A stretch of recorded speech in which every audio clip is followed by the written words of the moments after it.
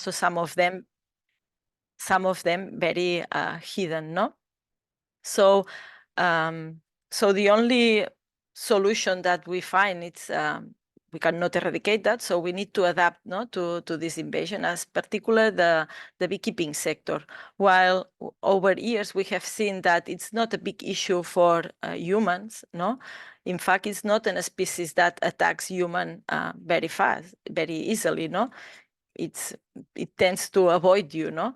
So I think most of the efforts now here is to protect the beekeeping sector, no? And try to find solutions for beekeepers. And as I said, no, it arrived in Girona in 2012, but we were only contacted in 2017 by a group of people. One of these is Kilian.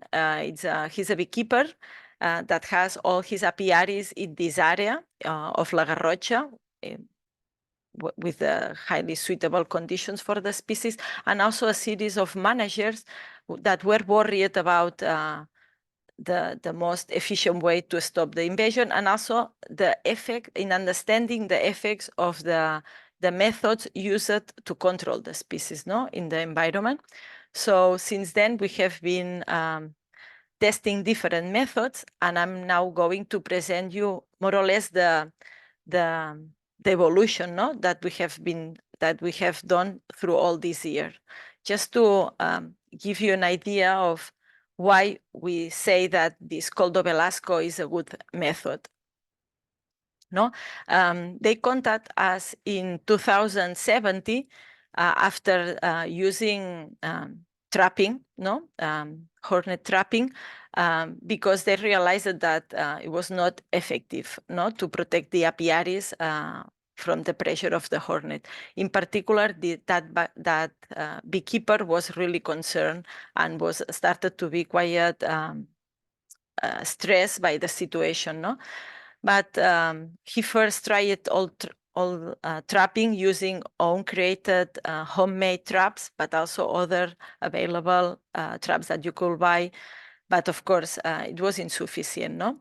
And it has already been shown by several publications, no, that shows that trapping, the effectivity is reduced. And also it has effects on other arthropods, no? So they approaches us to know, because they wanted to know what was the effectivity of ARPs and also the effect of these ARPs on the environment, no? Because the first ARPs, electric ARPs that we used, well, that they used, it was this type of ARPs. They were very primary, no, these ARPs. It's just a frame made of PVC, and in the bottom they had a bowl with water, no, because the electronics that we were using to electrocute the hornets were insufficient to kill them. So they required this ball in the bottom to kill the hornets, no? And this was the first method that we used. But then suddenly, I mean, the following years, we approached other methods, more selective, like this one that did not require this water container, and it allowed the honeybees to escape. But still, no, the electronics were a little bit rudimentary.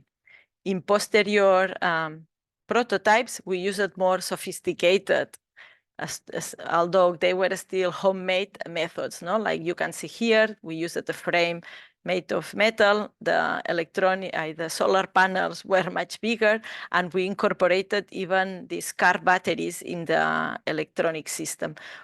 This is an electronic system produced by it was created by beekeepers in Galicia, and they work very well. And well, we are still using that. So, but then more recently, no, in scientific publications, they started to test the effect of muzzles, no? This muzzle here on the top is the same muzzle that, well, the prototype, it was provided by Quentin Rom. And then the one on the bottom is one that we updated a little bit more recently, that in addition to avoid the entrance of the hornet inside the hive and also give a small, like a few centimeters of space for honeybees to feel not threatened. So the method on the bottom, what it also does is to capture the hornets. No, it's something different. It's not only to avoid the hornet to go inside the hive, but also to capture the hornet that goes inside. And that was more or less the evolution of this control method, these physical control methods that we were interested to approach. Why? Because, as I said earlier, no, we are at the Department of Environmental Science in the area of zoology. So we were not interested in testing methods also because it was not our field, no? But we were not interested in promoting methods that use, like Trojans, that use the use of chemical to be released in the environment. We really believe that in the use of a physical method that protects the hive instead of trying to control the invasion, because we think that controlling the invasion is really hard and time-consuming as well. So, but of course, we had these methods among us, and we wanted to know which one was the best. Is it the best an electronic ARP with all the electronic issues also going on, or just a physical protective mesh that avoids the hornets to go inside the hive?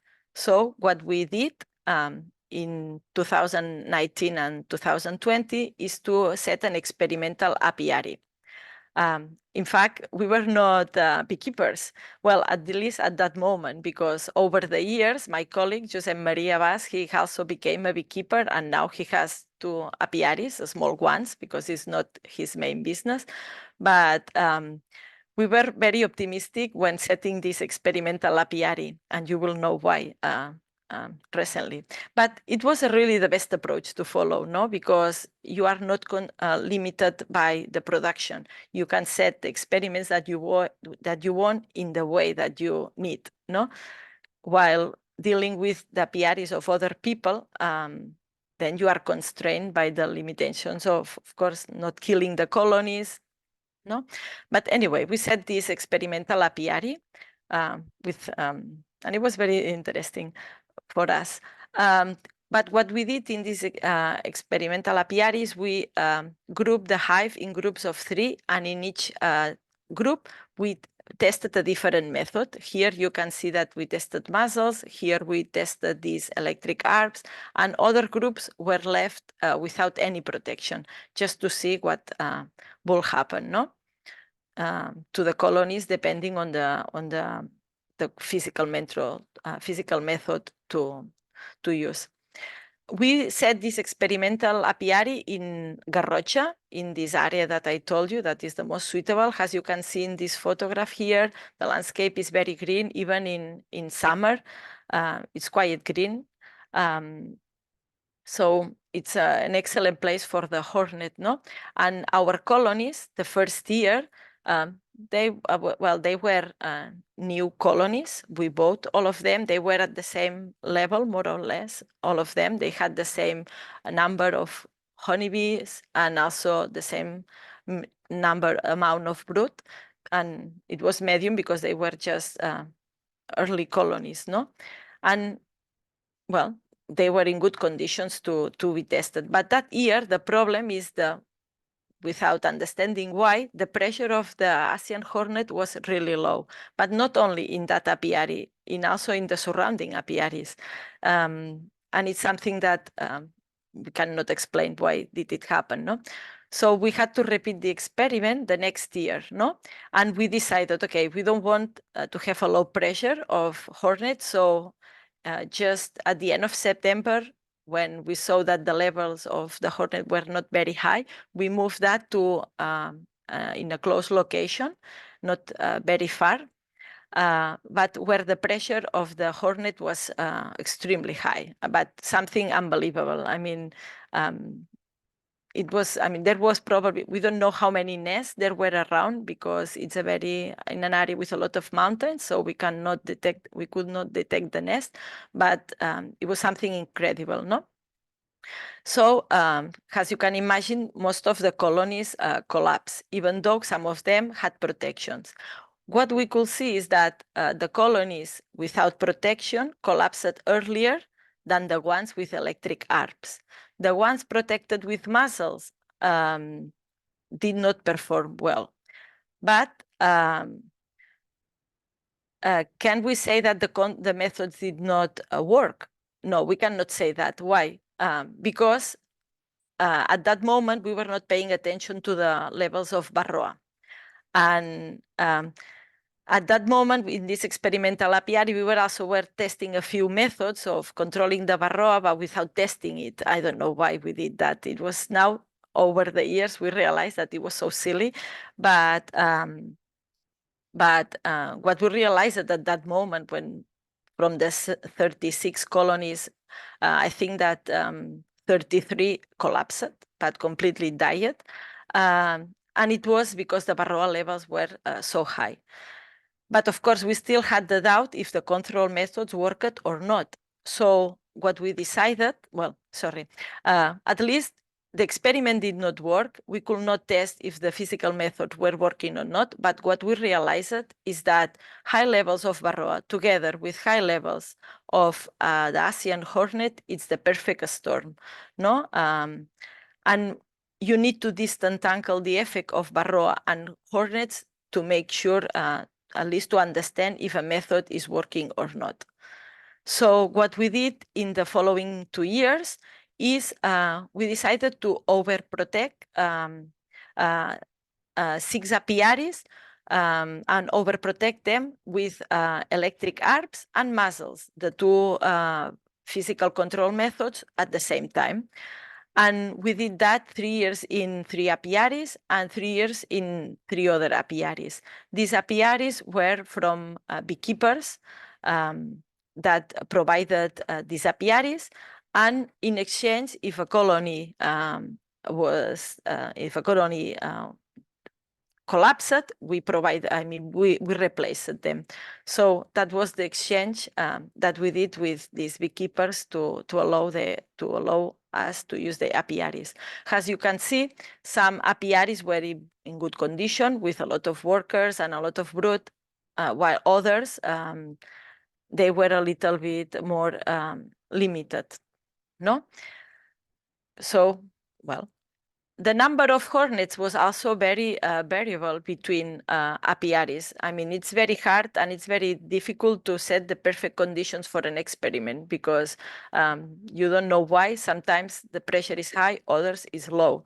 Although there are some places where it is always high and other places where it tends to be always low, no?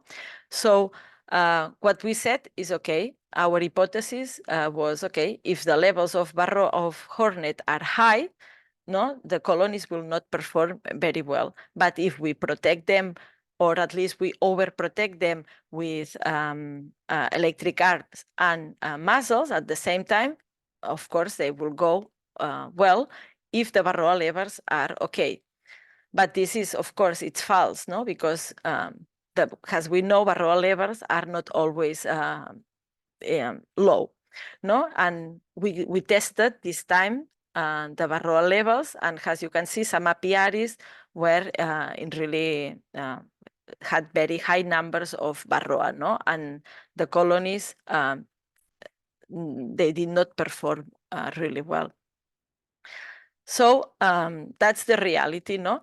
But then in parallel with this study, we also set another set of experiments trying to test different methods to control Varroa.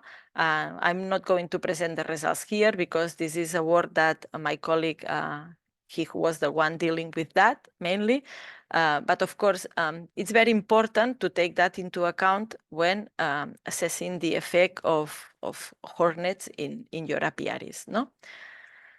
So what is the conclusion from this study? It was if the Varroa levels are low or approximate close to 0, the physical control methods, they work. no, you are able to control the levels, the pressure of the Asian hornet. But we also found over several experiments. I mean, I don't show you all the electric arbs that we tested and all the ones that we constructed because most of them were homemade.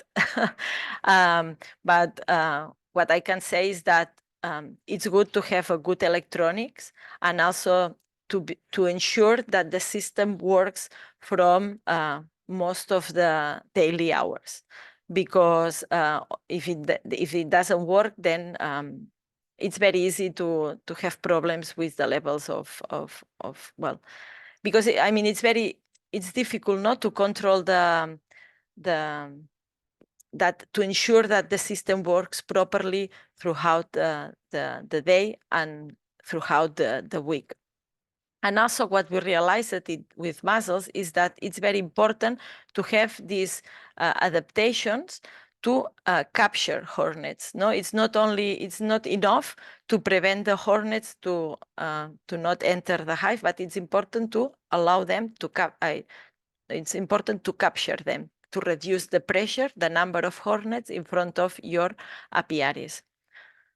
So, well, we were happy with these systems, and my colleague, as I said, he uses these systems in one of his apiaries. But in the meantime, we came up with this other method, no?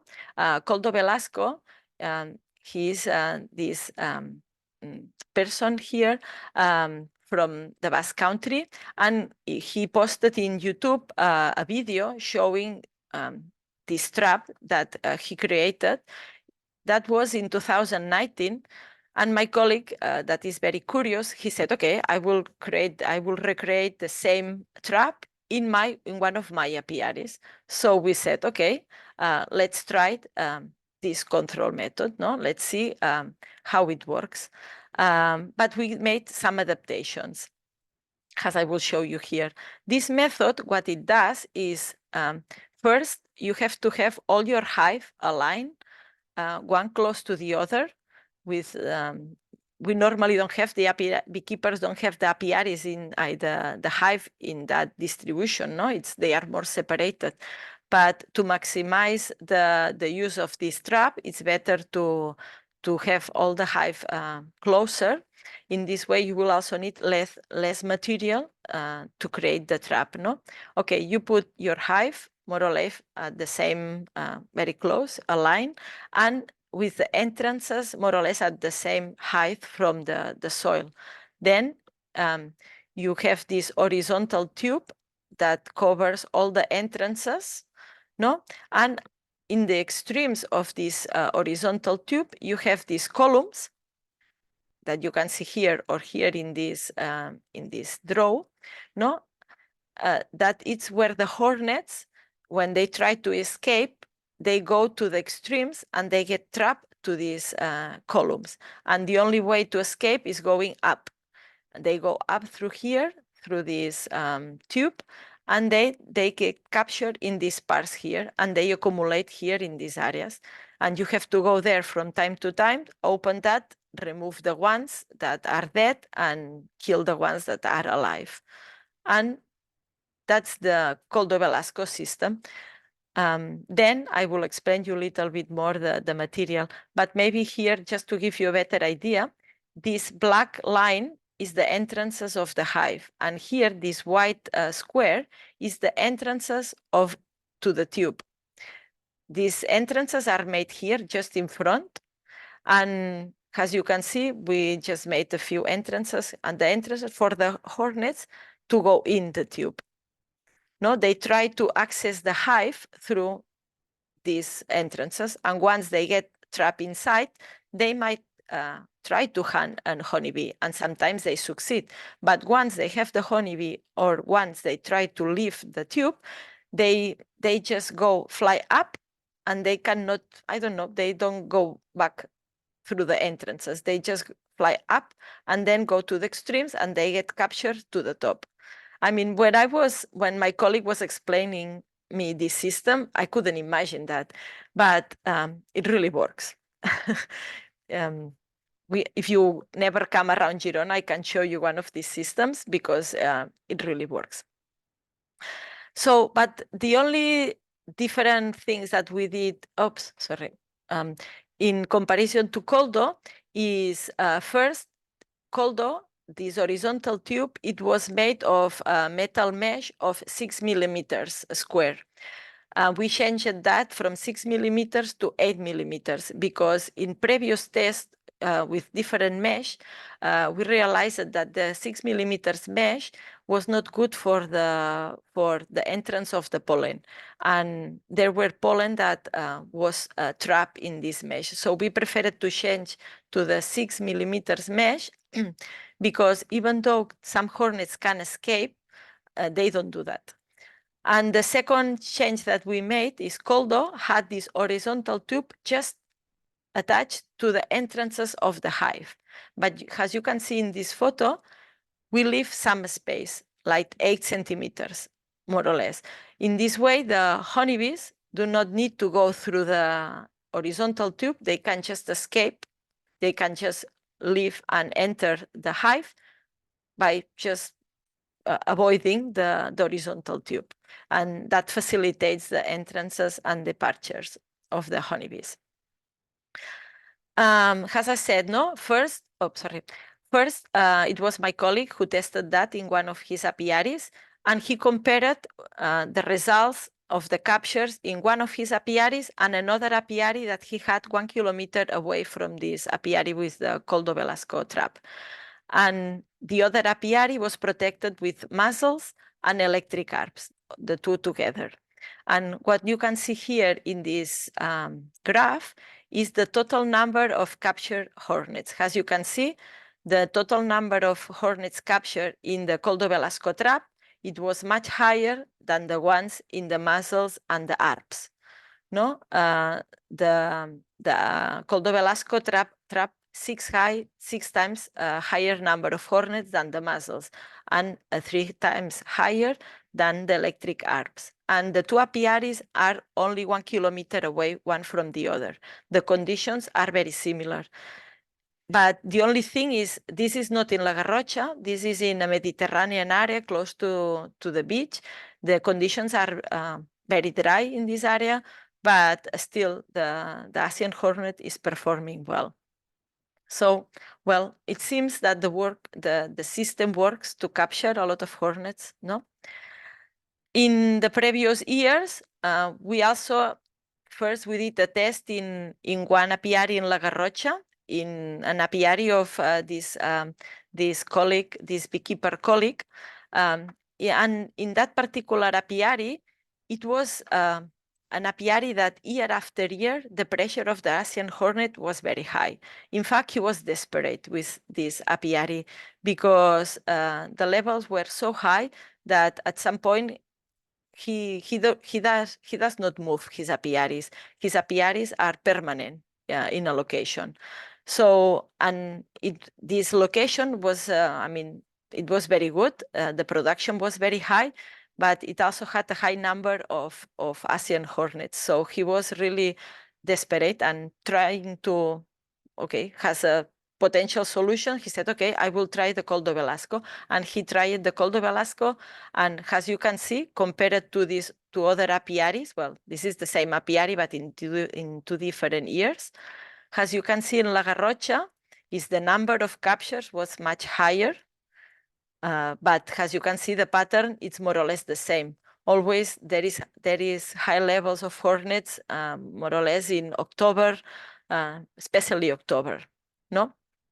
And well, so I mean, comparing these two apiaries in two different locations, one more humid, one more dry, two different, the same year, you can see it's more or less the same pattern, no? The Asian hornet presented. But of course, the number of hornets was much higher in La Garrocha. What we did is based on this publication from Japan, and also the experience of Tony Armengol. Tony Armengol is a pest control manager he has an enterprise of pest control, and he dedicates part of his business to eradicate the nest of hornets in municipalities. No, the municipalities in the area, what they do now with the hornet is, okay, they identify a nest close to a human house or in a place where it can be a danger. So the authorities identify this nest, and then they ask a control pest company to remove that nest. That's the only action that municipalities do. No, so Tony Armengol, in addition to his business, he is a biologist, and he likes a lot to he wants to understand, no, how the invasion is happening with the Vespa pelotina, and he has also in his house, he has grown under control conditions nest of the Asian hornet. So, and he also studied the biology of the species, and based on this publication and his experience, no, we assessed that the lifetime of a worker, of a hornet worker, it's more or less 5 weeks. So, considering, no, that we capture, for example, in this apiary here, no, in 2021, around 5,500 hornets. If we wouldn't have captured these hornets with these Coldo Velasco traps, and they would have been allowed to revisit the apiary during the next 5 weeks of his life, imagine, no, the numbers would have been much higher, as you can see in red here. This is only an estimation, but it gives just a coarse idea of that it's important, no, to capture the hornets early as possible. In this way, you avoid, no, repetition, no, the revisit of the hornet in the apiary, because once they come to your apiary, they keep coming over and over. We also, in this apiary here in La Garrocha, in this humid area, we also measured the size of the hornets visiting the apiary from July to November every week. Because we were there, we did not only counted the number of hornets visiting the apiary every week, but also the size of the hornets. And here in this graph, you can see that over the weeks, the size of the hornet increases over time. And we were measuring this size based on the difference, the size, well, the distance between the two wings, no? And well, we saw that over the weeks, the size just increased. And associating this size with if it's a worker or a queen, well, there is a publication that, because it's very difficult to separate workers from female workers from queens.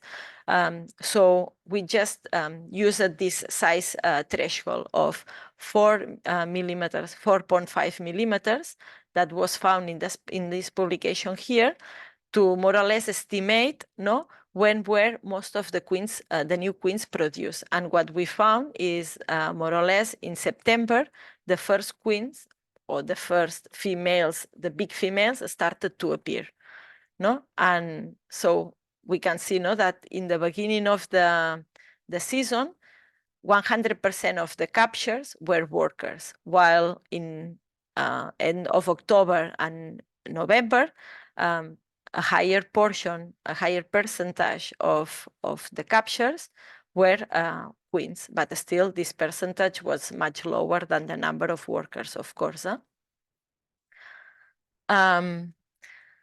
Okay, what did we do this last season? No, okay, we had tested this Coldo Velasco trap in only 2 apiaries, no, in the one from my colleague and the one from the beekeeper.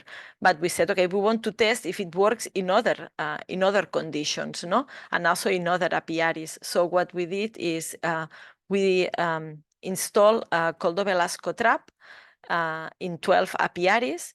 As you can see, several ones in this in Garrocha. These are all, in fact, these are all the apiaries of this beekeeper. that he decided, okay, I want to try with the Coldo Velasco and just protect my apiaries with Coldo Velasco, no? And then other apiaries of other people that we had around, and they offered the apiaries to be protected with the coldo. And what we did is we monitored the number of hornets going in these apiaries every week or every 2 weeks. As you can see, the number of beehive in these apiaries is very heterogeneous, from one small apiary of only 2 hive to other apiaries of 40 or 41 hive, no? And here I show you a picture, no? These are the smallest apiaries, and most of them are, they are located in these more Mediterranean vegetations areas. And these are the apiaries of the beekeeper that are located in this more humid area, no? And as you can see, they are bigger. And well, then we also counted the number of hornets being captured in these coldos. As you can see, no, the number is highly variable. There are apiaries where the number of hornets, total number of hornets captured, it's very high, and other ones that is very low. As you can see in orange, the orange colors is the apiaries in La Garrocha, in this humid area, no? The more suitable one. So you can see the higher number of captures is both, and the highest and the lowest is in this area. It's curious, no? And these apiaries are not far one from the other. They are very close. So as you can see, I mean, you don't know why. Sometimes you have a high pressure and other ones simply not, no?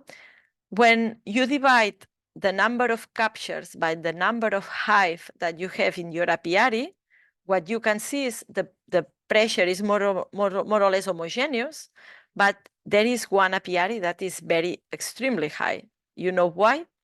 It's the BE1. It's the smallest apiary. It's the one with only 2 hive. So smaller apiaries receive a higher pressure from the hornet than bigger apiaries. So take care if you have few ones, because they will receive a stronger pressure. And as I said, BE, this apiary here, is not in one of these more suitable areas. It's in the Mediterranean area. And well, here you can see that in these 2 apiaries, in 2 different apiaries, the number of captures over year does not differ a lot. No, I mean, there is a certain increase in 2023, but I mean, it's not, the difference is not that much compared to the previous years. And the same in this apiary in La Garrocha, even though we only have captured from 2 years. Here you can see, no, in this area in La Garrocha, in this more suitable area, how the number of hornets captured changed through the weeks, and you can see the variations, no? There are apiaries, as I have indicated you earlier, apiaries that capture a higher number and other ones that have a lower pressure, but in general the trend is more or less the same, no? A higher peak in October. But as I said, here it's the location of the apiaries, and as you can see, there are apiaries that, well, all these 4 apiaries, they are not far away from one from the other. And as you can see, the pressure is very different. This apiary here, the pressure is very low, while these other ones, the pressure is much stronger. And the same in this more Mediterranean area. But as you can see, in contrast to this previous graph, where you only find a single peak in October, in this Mediterranean area, the number of captures of hornets changed through the month. And you can see like a lower peak at the end of August and beginning of September. But more or less this bimodal distribution, it's shown in the red and the green apiary, but not in the orange one. What we think that it happened in this apiary is that the nest probably of the hornet, there were one or few nests around this apiary, and they just destroyed the nest. And this is the one producing this pattern, because we are, of course, we are not 100% sure, but we are almost sure that it will have followed the same pattern, because the distances of this apiary, this orange one with the other ones, is not that far. And well, here is the location of these 3 different apiaries. As you can see, these two apiaries, no, that are separated less than 3 kilometers, they receive extremely different pressure of Asian hornet. Well, this is another location. It shows a different pattern. And well, here it's using this idea that all the hornets that we capture are hornets that do not visit, again, our apiary. Our idea is, if we will not have put the Coldo Velasco trap, what would have happened? No? And what will have happened is indicated in the red line, while the orange line is the one indicating the total number, the real number of captures. No? And what we find is, in areas with a low pressure of the Asian hornet, the captures does not make a big effect, because they will not change a lot the pressure. No, but when the number of hornets start to be a little bit high, of course, removing some hornets from your apiary, it already makes a difference, because if you wouldn't have this removal, the number of visits would have been much higher. And of course, when you have a higher pressure, the effect is much more important. And even when you have a much higher pressure, no? So the experience, the pressure that the apiaries experience with the Coldo Velasco trap is much lower than it would have experienced without a Coldo Velasco trap. And well, and until now, I have only shown you results of number of hornets captured, no? But during these visits to these apiaries, we were also recording the activity of the honeybees. I cannot present the results because we haven't had time to process all the data, but the honeybees were active, and they were going in and out the apiaries all the time, irrespectively of the number of hornets outside the nest. Yes, outside the hive, because the Coldo Velasco traps reduced a lot this pressure. We also check in this apiary that we have been monitoring for 3 years with the Coldo Velasco trap. We also provide you here the survival of the colonies during 3 years. As you can see, the survival is very high, is above 85%. So it means that a really low number of colonies died. They survived the winter. But it's important to take into account that in this apiary, this is the apiary of my colleague, and he controls the levels of varroa at a really low level. So as I said earlier, no, if you have low levels of varroa and you protect your apiary against the hornet, the colony survival is not a problem. Here in La Garrocha, in the apiary of this beekeeper, we provide the number of honey honey production. No, the first bar indicates the production of honey in November that was extracted in November in the apiary without the Coldo Velasco, and the 2 bars on the right show the number of the amount of honey removed in November with the Coldo Velasco. As you can see, 1 year it was lower, 1 year it was higher. But this was in only considering the honey extracted in November, and it depends on a lot of factors as well. But if you see the total amount of honey removed per year in this apiary without the Coldo and with Coldo, you can see it's the same level, or this year it was even higher. And what I must say is that this year, in 2023, well, in 2022 and 2023, after these experiments with Varroa, this beekeeper became really aware that Varroa was a big problem for him. And he wanted to minimize the number of colonies collapses due to Varroa. So he applied a very strict policy of controlling Varroa, doing a lot of monitoring and a lot of controls, and he managed to do that. And he now is very happy because over these years, since we met him in 2017 until now, I mean, it has changed a lot, no? He's well, the way he approaches these two, that he faces these two exotic species, the Varroa and the Asian hornet. And I must also say that the year 2023, it was a very dry year. It was, I mean, we have been these last 3 years, climate change is really hitting the area, and the summers are extraordinarily hot, something that it has not happened in the previous years. And even though these conditions, the production of honey in this apiary has been very good. And just to finish, no, we also, because as I said earlier, no, we are in the Department of Zoology, so we wanted to know, in addition to the Vespa velutina, how were other species affected with these Coldo Velasco traps. And what we found is only 5% of the captures are from other species that are not Vespa velutina.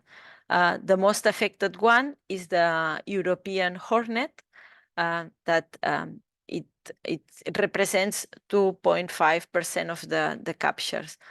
The rest is, as you know, butterflies and moth mainly. And of course, probably you will have a higher number of Vespa cabro captures.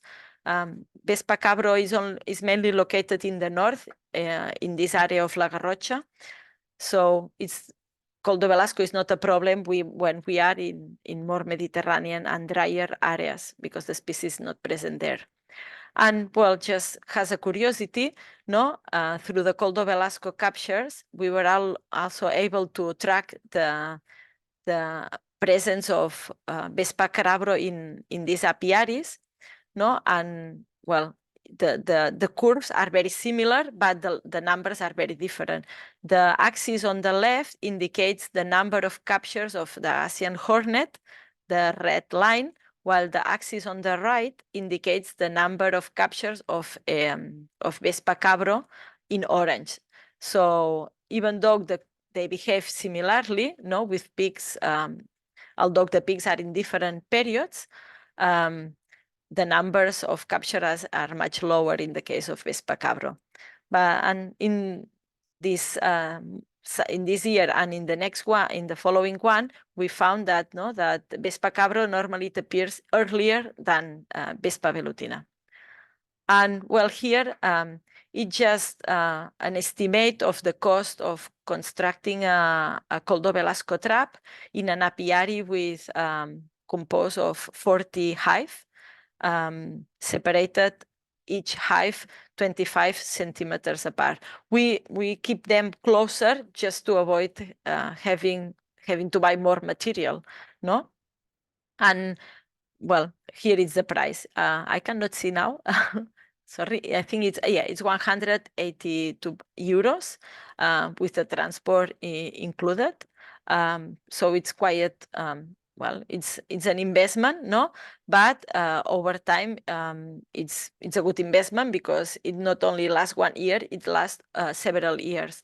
What it happened to this beekeeper colleague is that the first electric arms that he constructed and bought, they got obsolete after 2-3 years, and also the electronic system. So he had to buy a new one, and also this is a huge investment, and especially considering that the electric arms, they work, and once you have a reliable system, as the one we have now, they last a long time and they work very well.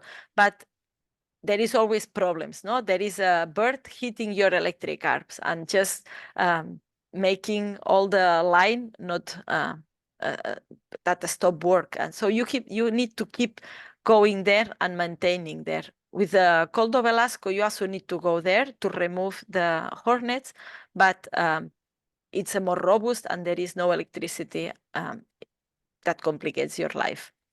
And when at the end of the season, the only thing that you need to do is you remove the Coldo Velasco traps from your apiaries and you put them on the back in top of one of these plastic, I don't know the name in English, that avoid the growth of plants, and you keep them until the next season.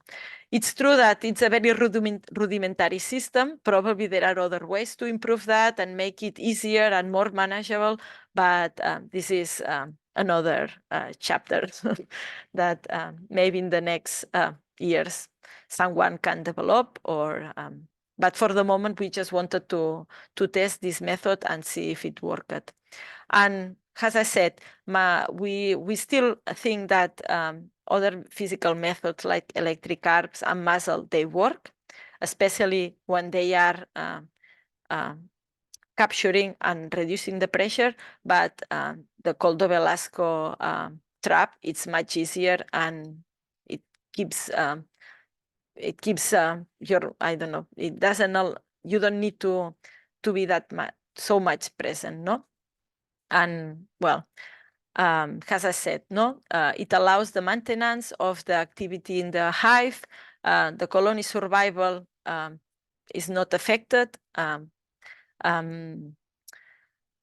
especially if the varroa levels are low. No, the honey and the accumulation of reserve for the winter are there, and also it's a sustainable method. It's something that we wanted, no, because here in Catalonia, the beekeepers have followed like first they tried the traps, it didn't work. Then they tried the electric arcs, they work, but it's a complication and you have to invest a lot of money on there.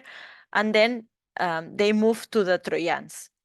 And Trojans, I think Jesus Barandica came here no, also to explain you, to give you a talk about this. Trojans are good, but we wanted to find a method that it was a physical method without the release of chemicals or other agents into the environment. And so we came up with this solution, and for the moment it is working. And it has, as I said, it has a long life, no? Once you have it, it lasts for a long time. And but of course, it's not the only solution for the beekeeping sector, no? It's very important to keep the varroa levels really low, but really low. And also here, we are having a lot of problems with the drought.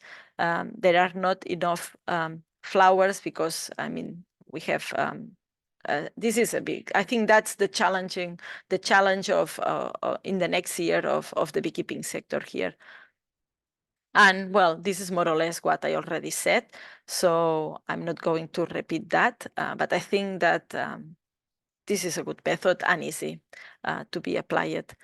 And because we wanted to show people how to construct this method in our YouTube site, Alerta Velutina, we have this video. It's in Catalan, but there are subtitles, I think, in English, French, and Spanish, where you can see how to construct this Coldo Velasco trap by your own. And even, as I said, if you are never interested on that, we can easily show you how to do that. When the first time that you have to build that, maybe it will take 1 hour to construct that into in an apiary of 40 hive. But once you get used to that, I think half a morning is enough. But of course, then you have to have the practice and go very fast. And Well, just to end my talk, we also develop, thanks to a grant from the Catalan government, an app addressed to beekeepers, but it's only for beekeepers in Catalonia. If we get funding, we'll try to upgrade that to other to the rest of Europe. And what we are doing with this application is we ask the collaboration of beekeepers to record the number of hornets in front of their hive. They need to go, well, they need to register, they need to set, to locate the apiaries at a course level, not necessarily the location, the exact location, but just the municipality. And then they need to go in front of a hive and count the number of hornets that fall inside in front, that go in front of the hive for 30 seconds, and then repeating that over several hive and over several weeks, we get some statistics about the abundance of the Asian hornet across the territory.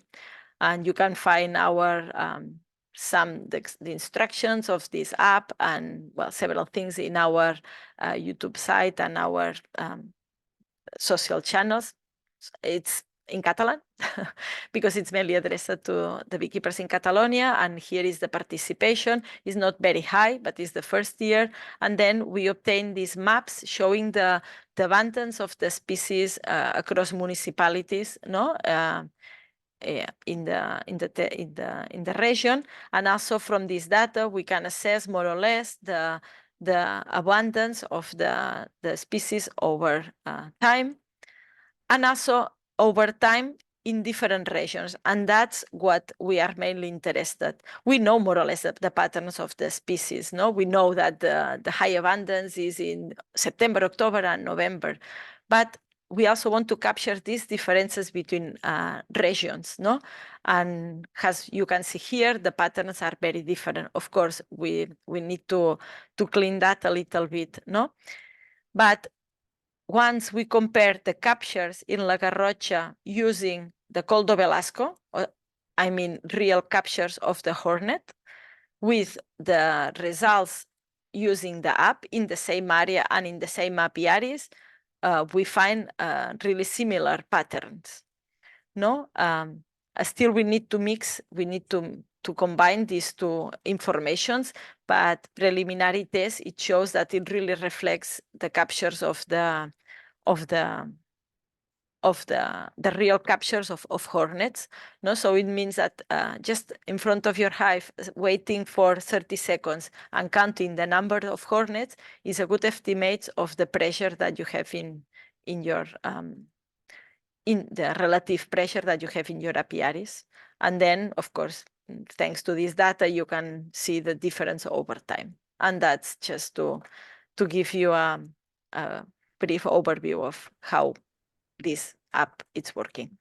And, well, thank you very much. And I'm curious to see questions. Thank you very much, Nuria. It's very interesting. Davy, jij volgt de vragen, dus ik weet niet of er zijn nog niet zoveel vragen binnengekomen, dacht ik. Maar als jullie nog vragen hebben, noteer ze gerust. Davy zal de vragen naar het Engels vertalen. Dus Davy, take a look on the questions and he do the translation in English, Nuria. Okay. So you can answer. Davy?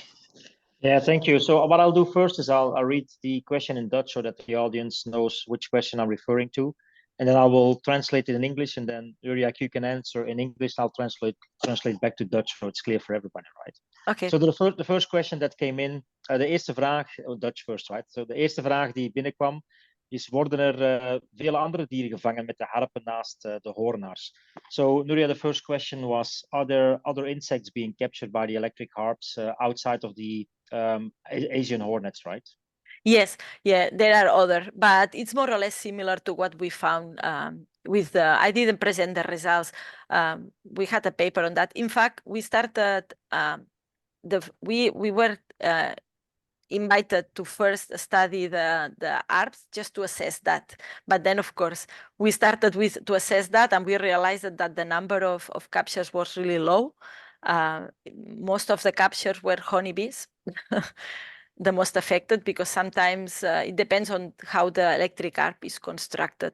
But the effect of other non-target species is lower. Of course, sometimes, especially when you have these containers with water, but now most electric harps do not have this system anymore, and they become more and more selective. So it's really low. It's low. Ja. Wat ze vertelden is dat er inderdaad dus andere insecten gevangen worden met die elektrische harpen. In het begin, als zij de studies uitvoerden, zelfs heel veel bijtjes, wat wij normaal lijkt, hè, met de bijdruk voor de kasten. En vroeger was het makkelijk te meten met die waterbakken onder. Dat is vandaag de dag niet meer zo. En met de harpen die ook verbeterd zijn, is er eigenlijk weinig insecten die nog echt ermee gevangen worden. Dus ja, enkel de harpen zijn niet zo effectief blijkbaar. Hè. Ja. Voilà. Next question. Volgende vraag: was er een gedetailleerde foto van de manier waarop de opening van de hoornaar en het diameter van de grote buis in de vliegopeningen? So the next question was, Nuria, is there a more detailed, maybe like a technical drawing on how you make the trap with all the dimensions and the diameters? So I think we can provide that to the audience, probably, right? There is literature about it, right? No? Yeah, we have to. In fact, we are at the university, but we also teach. So we have a lot of teaching. And our next paper, because we want to do that very fast, to provide this information, no, it's about that, the results and showing how to construct that step by step. But if you check the video that I can send you the link and you can find that. There it's explained all the details. Of course, here the problem is to find the producer of this metal mesh, because you need two sizes, the 6 and the 8 millimeters size. And sometimes finding two meshes, it's not easy. But we found a producer and he, by order, he produces that. Ah, super. Dus ja, ze gaat de technische tekeningen voorzien voor iedereen. Er is een nieuwe publicatie die ze aan het schrijven zijn aan de universiteit, dus die wordt ons ook aangeleverd. Maar ik denk dat ze aanraadt iedereen het YouTube-filmpje te bekijken waar ze de vallen maken.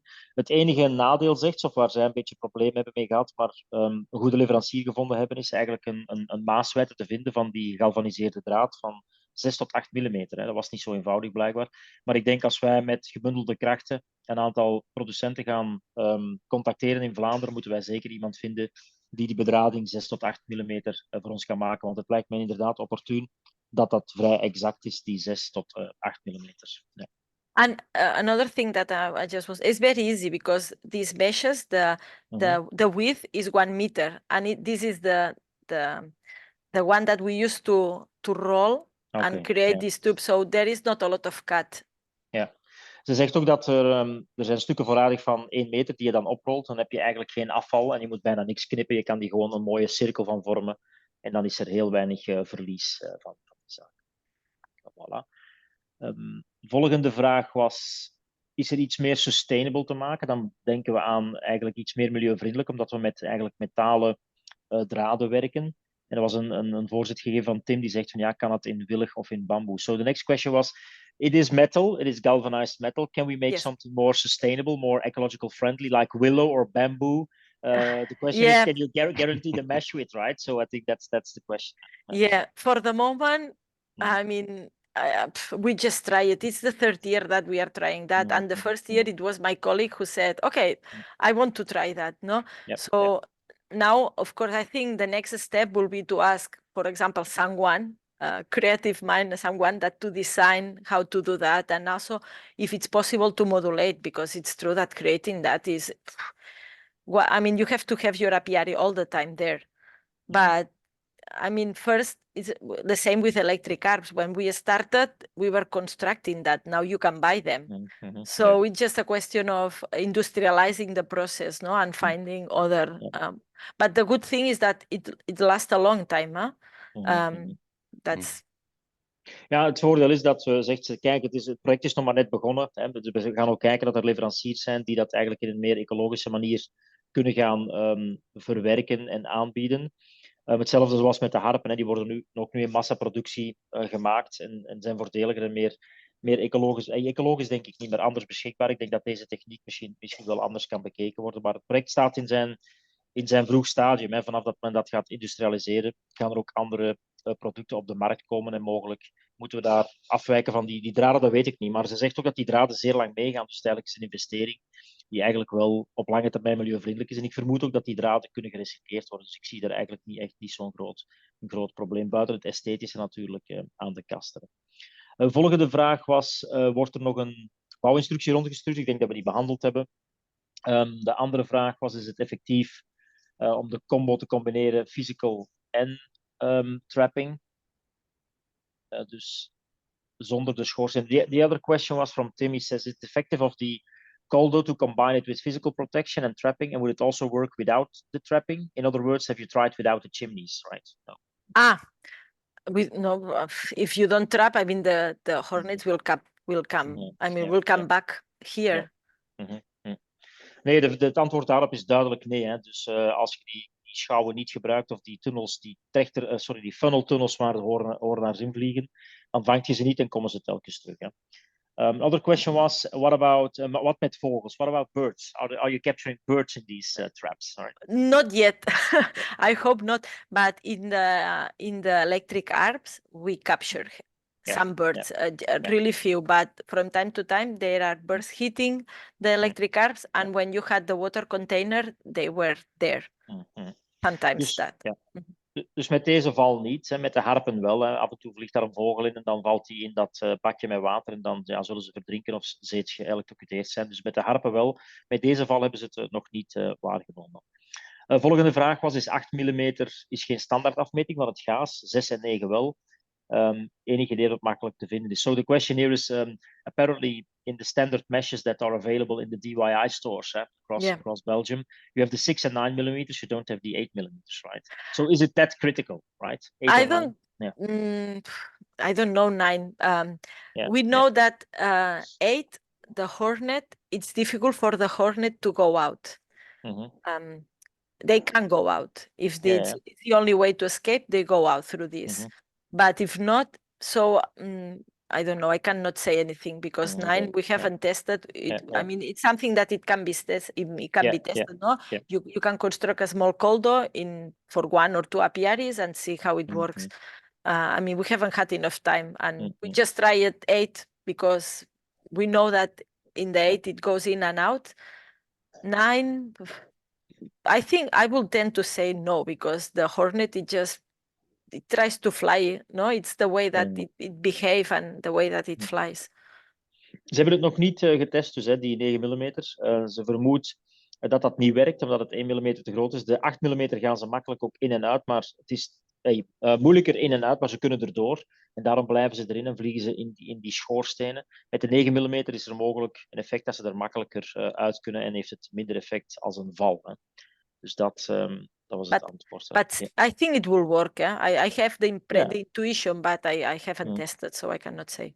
Te testen, zegt ze. Misschien zou het inderdaad dus best wel kunnen werken. So another question was, as you were having a lot of nests in Spain and then you're having these traps installed, are you still looking for active nests or is that not being done anymore? People is not, it's impossible because, for example, in La Garrocha, it's a mountain area. And the beekeepers at the beginning, they try it. The first reaction when the invasive was here, it was, okay, let's capture them through trapping and let's find the nest and destroy the nest. But then it was overwhelming because the beekeeper was doing something else, that he was not maintaining their hive. So they couldn't do that, especially when there is a lot of mountain. It's very difficult to follow them because they go very far away. I mean, kilometers away. Dus de vraag was, worden er eigenlijk nog naar nesten gezocht als ze die vallen hebben, of in Spanje? Nu, Spanje is zo'n ruraal gebied, zoals we dat ook kennen natuurlijk in Frankrijk en zelfs in Wallonië bij ons, dat het zeer moeilijk is voor de imkers, of eigenlijk zeer inspanningsintensief om nog naar nesten te zoeken. En men heeft dat eigenlijk een stukje opgegeven, of zelfs soms is dat onmogelijk. Hè? Ook omdat die hoornaars echt zijn kilometers ver vliegen. Hè? En met deze methode zou dat echt, denk ik, minder nodig zijn. Maar het is gewoon eigenlijk een onbegonnen werk, ook met de druk die er is, het aantal hoeveelheid nesten en de tijdsinvestering. Voilà. Another question, kunnen de hoornaars niet terug naar beneden in de schoorsteen? Can the Asian hornets go back into the chimney? I don't think so, because it's a funnel. It's a similar thing than the trap. So, yeah, they don't go back, no. Nee, ze kunnen niet. Het is hetzelfde als met een niet-selectieve val of een selectieve val. Je hebt dan de trechter en ze gaan dus niet meer door die schoorsteen. Hoe verdedigen ze de gevangen hoornaars? How do you kill the trapped hornets? That's the question. Like that. Yeah. Yeah. Most of them are dead once. Yeah. Once you find them, because 7 weeks they get very stressed. But some of them are alive. But we just. Nee, de meesten die dus in die vallen zitten, die gaan dood door de stress. Ik zou zelf aanraden, als je dat meest op een meest diervriendelijke manier wil doen, is ze af te vangen en even in de diepvriezer te steken. Dan gaan ze een zachte dood tegemoet, denk ik. Maar ieder moet dat voor zichzelf, denk ik, uitmaken. Hè. Hoe werken de harpen zonder waterbak? How does the electric harps work without the water underneath to trap the hornets? They were, I mean, that's the best, because the first one, as I said, they were with the container with water. But now that the electronics are more powerful and you have these car batteries and the solar panels, you don't need that, because the hornets, sometimes they just get killed instantaneously. And if not, they are really affected. I don't think they are viable. Once I saw it, even in an electronic system that was not that powerful as the latest one that we had, and they just escape and no, I think they are not functional. Ja. De vraag was, hoe werken de harpen dus zonder waterbak? Met de nieuwe elektronica. Vroeger was die elektronica niet geoptimaliseerd en vielen die hoornaars in het water en verdronken ze eigenlijk. Nu met de betere elektronica zijn ze vaak onmiddellijk dood en werken de harpen zelfs beter zonder waterbak, geeft zij aan. De volgende vraag is, doen ze in de regio ook nog aan springtrapping om de konijnen te vangen? So next question is, do you still do the springtrapping in Spain? No. As I said, well, some people do, because some people think that trapping is very useful, but other people use Trojans because they think they work very well, and other people say, no, I can keep, I don't know. It's just people, has many people, I mean, one person, one thing, no? I mean, each person thinks, has different perceptions and ideas. Zij zelf zegt dus dat ze geen voorstander is van het springtrapping. Hè. Ik denk ook dat dat iets wat we gezien hebben vorig jaar met Steven Martin, toen hij komen spreken is bij ons in Aalst. Hè, dat hij ook vertelde of 2 jaar geleden, sorry, dat hij vertelde dat springtrapping eigenlijk heel weinig uithaalt. Hetzelfde ervaring heeft zij.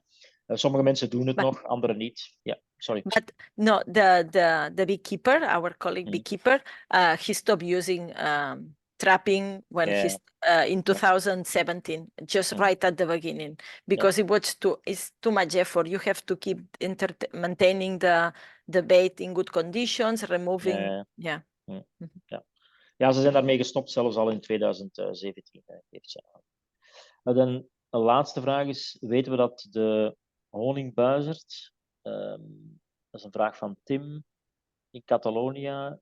Wacht even. So what Tim asks is the honey buzzard, right, in Catalonia, it seems to have its breeding area increased by 300%, and it found its place in the ecological network after a few years already. So can that be a natural predator, a bird predator? So the honey buzzard, right? Yes. I think, well, I don't remember because I'm not very good also, but it's not, they said that, but it's not, because I think the period when the two of a species coexist is not the same. And I mean, it's impossible to remove. It's a highly, I don't know, opportunistic species.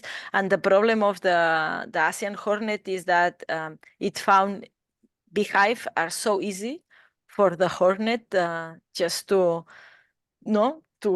keep the nest alive, that I think it's impossible. It has arrived to stay, and we don't think that predators or other. It's a new species now already in the system. Ja, zij gelooft dus niet dat, omdat het zo'n invasieve soort is en ze al zo dominant aanwezig is, dat natuurlijke vijanden, zelfs de buizerd, ook geen soelaas gaat bieden. Hè. Dat zegt ze, dat de nesten zijn zo makkelijk op te bouwen of te onderhouden door die hoornaars, dat het heel moeilijk is om te gaan verdelgen met natuurlijke vijanden. Het is de wespendief, sorry.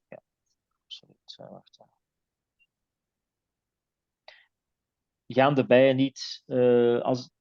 de bijen niet doorheen de draad, maar achter de buis de kast binnen, terwijl de Aziatische de cilinder ingaat. Klopt het? So the question here is, how do the bees enter the hive and how does the hornet enter the trap, right? Is that, the bees flying over the trap? Yeah, okay. Yeah, some of them crosses the horizontal tube. The original idea, it was to cross the horizontal tube, but then we just separated a little bit, and that's perfect because they don't need to go through the tube, and that's much easier for them. Yeah. No, and the hornets, it's something that, as I said, when the first time that this colleague installed in his apiary, and he was explaining, I said, but that's insane. How the hornet just go in, and it just go in. Because it's the way that they hunt, no? They just put in front of the hive and they try to find a place, and when they find the entrance, they just go in. Dus de bijtjes die vliegen zowel door de val en door de draad als ze over de vallen gaan. En daarom is die 8 centimeter tussen de draden en de kasten gerespecteerd, omdat ze er ook makkelijker in kunnen. Hè. Dus beide zijn mogelijk, maar zeer toegankelijk voor de bijen eigenlijk. Geen probleem. En I think the last question, de laatste vraag is, denken we dat het door het wegvangen van de hoornaars het probleem van de bijenkasten oplossen, dat er meer andere insecten ten prooi vallen van de hoornaars. So the next question is, as we do trap these Asian hornets and we keep our beehives in good condition, will the hornets take more like the domestic insects, right? Is there more a pressure on normal insects like butterflies and other things? That's our question after this year of studying the hornet is, what will happen if honeybees will not be there? No, because honeybees, it's a good source of protein, and it's required for the hornets. No, today I was talking with my brother that they had some fruit trees in an area, and year after year they have a nest in the same location, not in the same, but in the surrounding location, and you can see how the hornets go to these fruits to eat. But of course, they need protein. So the question will be, what will happen if honeybees will not be there? This year, at the end of the season, because when it's easier, we try to assess the effect of hornets on other species, or mainly pollinators, and it's very inefficient hunting. It's very inefficient. I think the effect of the Asian hornet on other species is really, really low. Only in social ones if they find their nest, but it's... Dat is een zeer goede vraag. Ze denkt dus echt dat de Aziatische hoornaar zich echt primair voedt, ook met onze honingbijnen. Een zeer goede vraag. Als onze honingbijnen niet zouden zijn, wat zou er gebeuren met de Aziatische hoornaar? Dat is een studie, denk ik, die ze ook willen inzetten. Ze vermoedt ook dat gewoon andere insecten, bestuivers, zoals ze het aangeeft, om die te gaan vangen, dat het minder effectief is voor de hoornaar, tenzij ze nesten vinden van die bestuivers, maar dat is heel gering. Dus ja, zeer goede vraag. Ik denk een studie die volgt aan de universiteit om te kijken van, als we onze honingbij niet meer zouden hebben, wat zou er met die hoornaarpopulatie gebeuren? En zou die in elkaar stuiken? Al dan niet, maar ze voeden zich primair met de honingbijnen. Dus een hele goede vraag. Ik hoop I hope we can get you back in a couple of years that you explain us that study, right? If we could take away the honeybees, what would that be? Dus een studie die zij gaat uitvoeren en we hopen haar misschien binnen een aantal jaar hier terug te krijgen om die eens uit te leggen aan ons dan. Ja, thank you. I think, for example, I think what I will be interesting, for example, in places where you threw your rubbish or, I think they are very opportunistic. Yeah, I also saw that, like on the coast side, when they have the shells of the oysters, that they eat a lot of protein from the oysters. So big accumulations of protein, they will just go there, and fruits. Dus ze zegt, we gaan uitkijken wat er gebeurt als we ze grote accumulatie van fruit en proteïne, zoals ook de lege oesterschelpen in de kusten van Frankrijk. Er zit ook veel hoornaars op. Kijk hoe zich dat vertaalt. Ik denk, Jan, dat dit alle vragen waren. These were all questions, I think. All the rest were just tips and tricks and some links to where people can find the mesh and the wires to build the hives. But I think it's a fantastic discussion and in a very interactive questioning here. Thank you. Yeah. What it's of course, as I said, we have only tested that for 3 years in our area. What it will be interesting is to see what happened in other areas, no? Because there is a big discussion of maybe the Mediterranean, the pressure is not so high, no? Some people in the Basque Country or more in the Atlantic coast, they said, but we have Atlantic conditions in La Garrocha, so I don't know how it will differ. Also, another challenging, next challenge will be how Vespa Orientalis will respond to these systems, because the behavior of Vespa Orientalis is very different, and we think we are not sure if it will work. Oké. Dus twee opmerkingen nog. Ze zegt ja, al mensen die vallen hebben, is ze heel zeer benieuwd naar de resultaten die jullie vinden, want ze hadden kritiek gekregen dat het was doelgericht op het mediterraan klimaat waar zij zitten en het Atlantisch klimaat anders is en ook de manier waarop de hoornaar zich gedraagt. Dus het is zeer geïnteresseerd als wij aan de slag gaan met die vallen, dat we dat kunnen rapporteren. En een tweede opmerking heeft ze, de Vespa Orientalis, die zich ook gaat bevinden, die ook meer noordelijk komt, hoe die wespensoort omgaat met die vallen, want die hebben een totaal ander fourageer- en jaaggedrag. Dus dat is nog eens eentje extra, denk ik, waar we rekening mee moeten gaan houden. All right. Thank you, Nuria. I think these were all the questions covered, right? So, Jan, I'll leave it up to you. Thank you. Yeah. Oké, dank u wel. Davy, it was very interesting, Nuria. I see a lot of good critics here. Everybody is happy. It was very, very clear. Okay, thank you. I think maybe I see also Ellen Daniels is also in the call. She is of the University of Ghent, but maybe I am not sure if she want to speak now, but maybe we can organize after this meeting a little meeting with the colleagues of the University of Ghent for organize the same tests here. Want I think it is really a possibility for protecting the hives also in Belgium, also in the Netherlands. But like I say yesterday, we shall contact you for discuss with the people of the university and discuss with the government eventually also. Okay, thank you very, very much. Thank you very much. It has been a pleasure. No? I say also something in Dutch after that. Yeah, say. What do you say? Or, yeah. No, I just want to thank you, and also I think it's good to take advantage of all the learning that it has been done before to avoid losing time repeating the same system. So thank you very much for listening, and I hope that you easily manage the invasion in a successful way. Okay, thank you very much. Okay, and we'll talk about that. Yes, okay. Dus iedereen, ook dus alle aanwezigen, hartelijk dank. Dus zoals ik zei, dus we gaan eventueel kijken met de Universiteit Gent of Honeybee Valley om dezelfde testen eventueel hier te kunnen uitvoeren. Natuurlijk iedere individuele imker. We gaan zorgen dat alle documentatie beschikbaar is. In feite kan iedere individuele imker vanaf nu dezelfde vallen nabootsen of nabouwen. En het ook in België en Nederland uittesten. Hè. Ik denk ook binnenkort verschijnt er nog een tekst van de hand van Honeybee Valley en ook van het PC Bijen, dus het overlegcomité Bijen van de Vlaamse overheid, met het ministerie van Landbouw. Daar zal in feite ook een overzicht gegeven worden van alle mogelijke methodes om de hoornaar te bestrijden. En ik denk dat inderdaad deze koldo-val of deze koldo-trap, zoals hij dus genoemd wordt, waarschijnlijk ook een van de interessante elementen is die aan bod kan komen in die tekst. Let op dat hij heel makkelijk te bouwen is, weinig kost, eigenlijk heel duurzaam is. Eenmaal gebouwd gaat hij, om zo te zeggen, eeuwig mee. Geen gebruik van chemische middelen, geen gebruik van elektriciteit, geen andere zonnepanelen of iets dergelijks. Dus ik denk inderdaad dat iedereen, zoals iemand in de chat zegt, iedereen kan beginnen knutselen.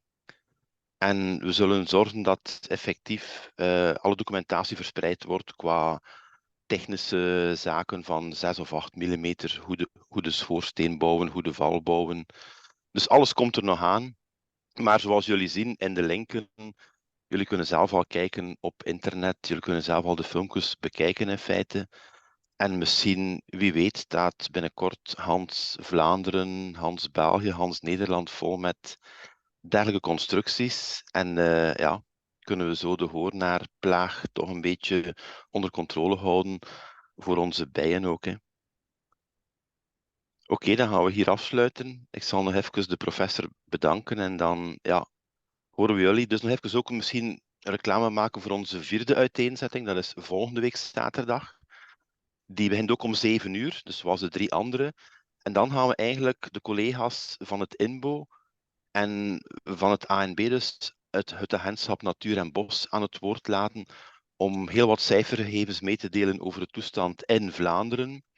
En ook om inderdaad uit te leggen wat die initiatieven zijn, de beheersplannen van de Vlaamse overheid, niet alleen in de natuurgebieden, maar ook wat ze doen voor de ondersteuning van lokale diensten en dergelijke om de nesten te verdelgen. Dus ook zeker een meeting die we kunnen aanraden. Dus ook jullie zijn ook allemaal welkom met jullie bijkomende vragen daaromtrent. En net zoals alle andere lezingen komt ook deze op ons YouTube-kanaal, de opname. Ik heb die wel maar kunnen starten even enkele minuten na de start, maar oké, het belangrijkste stuk staat er zeker op. Dus dat komt nog aan. En we gaan kijken of we nog verder documentatie via mail kunnen verspreiden naar iedereen die ingeschreven was voor deze meetings ook. Oké, dank u wel. En Nuria, thank you very much. It was very interesting and we see you in next week, I think. Okay. Okay, Thank you. thank you very much. You're welcome. Bye bye.